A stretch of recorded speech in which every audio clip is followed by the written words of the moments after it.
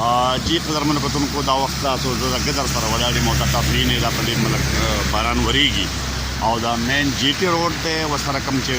تیمرګري ته تللی دی د چکدریا نه یا د پېښور نه خبره باندې تللی دی دا اوس تازه چې کوم دی نو د نالو د ایستو لپاره چې کوم دی نو د ان ایچ اے دا کار کړی دی خو چونکې دا غاړې دي نه دي ورته دغه کړي او دنګې پرې ښودې دي او د دغې وجې نه دا اوبه چې کوم دی نو په نالۍ نه بلکې دا تاسو ګورئ په روډ باندې روانې دي او د دې سره سم د خوړ منظر چې کوم دی نو دا وړاندې کوي څنګه چې په ښکته باندې روانې دي نو دغه شان ته په بره باندې هم دا اوبه دي نالۍ ته نه دي اچولي او دغه شان د نالۍ نه اچولو په وجه باندې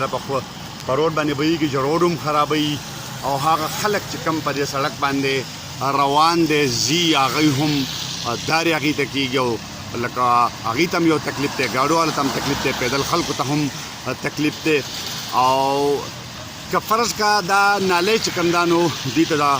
اوبه دي نه اچولې د دې نالۍ د ایستو بیا هېڅ پیدا نشته دی اکثر ځایونو په خلکو دوباره پټه کړه کلوټې پې جوړه کړې خپلو دوکانونو ته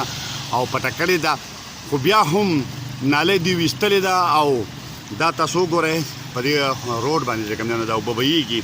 او دا یو منظر چې کوم دی نو ډېر زیات وړاندې کېږي د خوړ شان ته منظر وړاندې کېږي سړی حیران شي چې یاره د قام دومره ډېرې پیسې چې کوم دی هغه په سړک باندې لګي او نالۍ جوړېږي خو بیا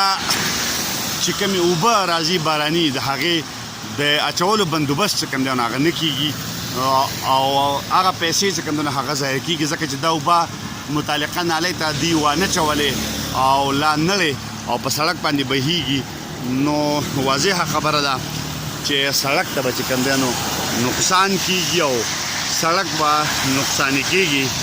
او بیا به چې کوم دی نو د قام پیسې د شته نالۍ جوړېدو سره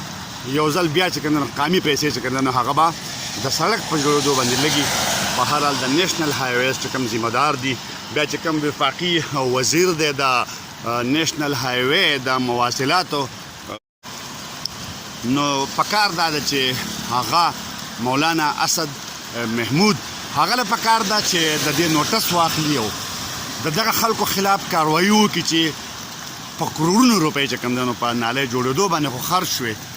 خو اوبه چې کوم دی نو هغې ورته وانه چولې